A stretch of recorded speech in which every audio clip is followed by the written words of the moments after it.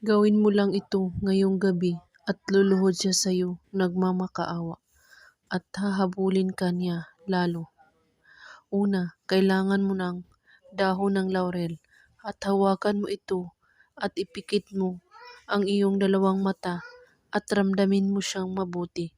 At ngayon, isulat mo sa dahon ng laurel ang pangalan niya at sa likod ng dahon ng laurel, isulat mo ang inyong pangalan.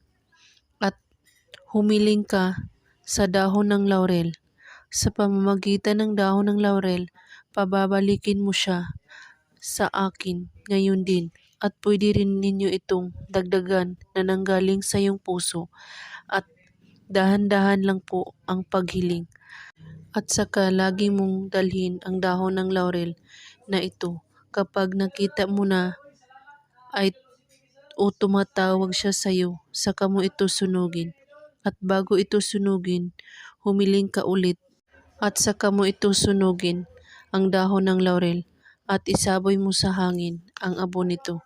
Gawin ito ngayong gabi kahit anong oras at araw, basta't bago kayo matulog.